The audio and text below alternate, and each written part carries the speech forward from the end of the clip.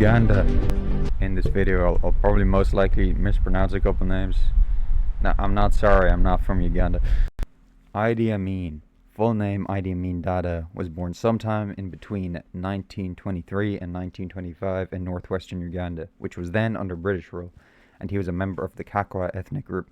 In 1946, he joined the King's African Rifles, a regiment of the British Colonial Army, as an assistant cook, and within a year he was promoted to a private after completing military training.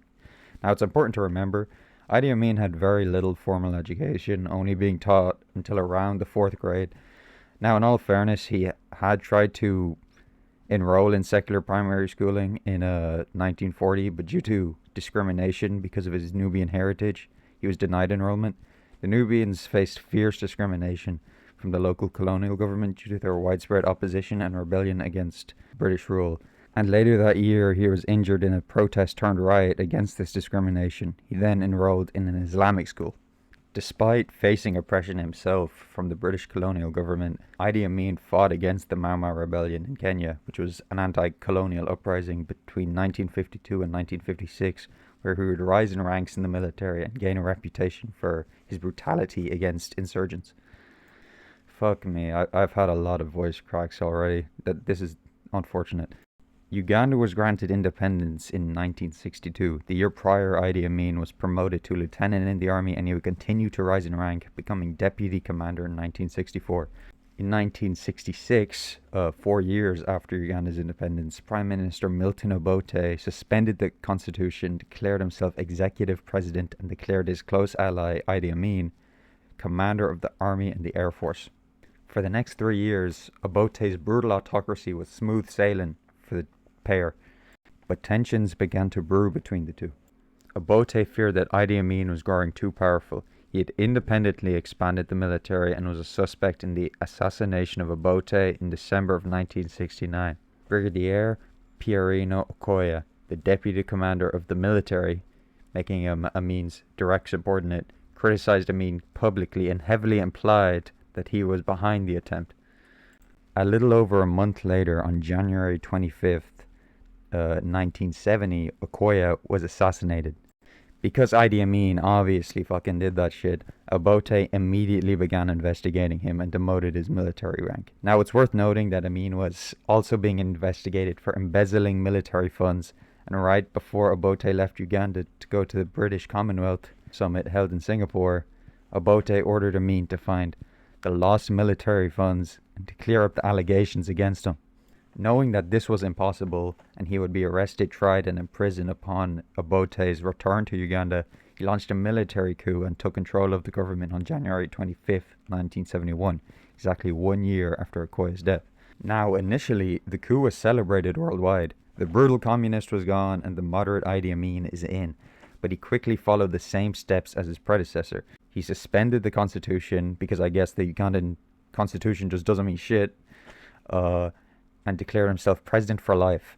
Idi Amin infamously expelled the South Asian population of Uganda. The community of 80,000 people had just less than 4,000 people left after Idi Amin issued an ultimatum that all South Asians must leave within 90 days or face consequences. The ones that did remain had all their possessions seized. Many of them were imprisoned, killed, or placed in internment camps, and their businesses were distributed among Idi Amin's friends in the military and government.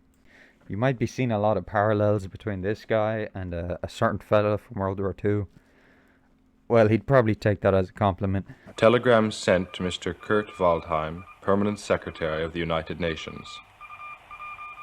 Hitler and all the German people knew that the Israelis are not people who work in the interest of the people of the world, and that is why they burnt 6 million Jews alive with gas on the soil of Germany. This telegram was sent the day after the Munich killings. Some years before, General Amin had undergone, as had other Ugandans, paratroop training in Israel. In fact, he hated Jews so much that he allowed the far-left German and Palestinian terrorists of the revolutionary cells and the Popular Front for the Liberation of Palestine, respectively, who had hijacked a plane from Tel Aviv to Paris that had a layover in Athens to land in Entebbe Airport, an airport 36 kilometers southwest of Kampala, the capital of Uganda. The terrorists separated the Jewish passengers and the non-Jewish passengers, or the goyim, as the Jews would say, and gave them a safe flight to Paris, which, I guess was nice of them, I guess. The terrorists demanded that 53 imprisoned militants from across the globe, mostly held in Israel, be released in exchange for the hostages' lives. Israel agreed initially, but secretly planned to rescue the hostages, which was then successfully executed on the 4th of July, 1976, making the Entebbe crisis last 8 days. During the raid, 3 of the hostages were killed, but the conditions of their deaths are still debated. It is generally agreed that Jean-Jacques Mimouni was mistaken as one of the terrorists and killed by an Israeli soldier. It is also agreed that Pascal Cohen was caught in the crossfire. But there's still debate whether Ida Borokovich was mistaken for a terrorist after she couldn't understand the Israeli soldiers' instructions to get down because they spoke in Hebrew and English, and Ida, being a Russian Jew who had recently immigrated to Israel, only spoke Russian. But some accounts claim that she was killed by one of the hijackers. Ultimately, the raid was successful. And fun fact, the only Israeli soldier to have been killed in the raid was Benjamin Netanyahu's brother, who served as lieutenant colonel. Which I guess is not a fun fact, but Amin was so angry at the Israeli successful rescue mission that one of the hostages, Dora Bloch, that was taken into hospital during the Entebbe crisis, was dragged out of her hospital bed and murdered, bringing the total death toll to 4. Idi Amin continued to commit countless other human rights abuses, such as purging educated elites, purging dissidents, mass torture, keeping victims' heads in a freezer, allegedly, cannibalization of his victims, allegedly, and killing between 100,000 and 500,000 people in total. To elaborate on the alleged cannibalism and the keeping victims' heads, which almost definitely happened, according to Idi Amin's former private cleaners, cooks, and bodyguards, Amin was reported to have believed in many traditional beliefs native to the region, including the belief that talking to the heads of defeated enemies would prevent them from coming back as ghosts and seeking revenge by maintaining dominance over them and negotiating with them. Henry Kiemba, Idi Amin's former private secretary and then Minister of Health for his government, wrote in his book, "I'm ashamed to admit that on several occasions, while I was the Minister of Health, he told me quite proudly that he had eaten the organs or the flesh of human victims, and that Idi Amin himself had said, 'I have eaten human meat. It is very salty, even more salty than leopard meat.'" And on another occasion, when a journalist asked him at a press conference about the cannibalism allegations, he said, "I don't like human flesh. It's too salty to me." The word allegedly is doing a lot of heavy lifting here. I wouldn't want to be this guy's lawyer. Now, he also made a pathetic attempt to wage an economic war, in his own words, after expelling the South Asian population by distributing their assets among his friends in the military and government, who had no idea how to run businesses, unlike the South Asian population that owned 90% of the country's businesses while being 1% of the country's population. The new business owners were so incompetent that once supplies ran out, after they sold all their inventory in their newly acquired shops, they would just close the shop down instead of restocking. The economy was in bits, and after all his atrocities, support was low.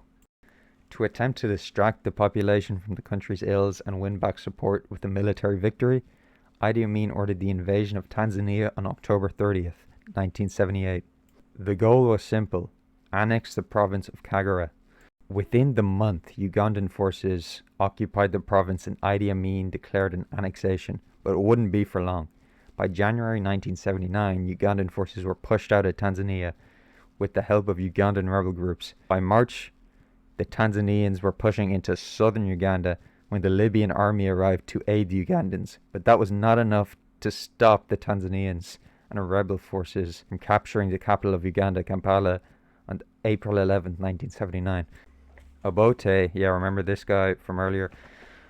He was reinstalled as president of Uganda after an alleged rigged election because, after all, this guy was a dictator as well, and Amin fled to Saudi Arabia, where he was reportedly a nice and quiet neighbor.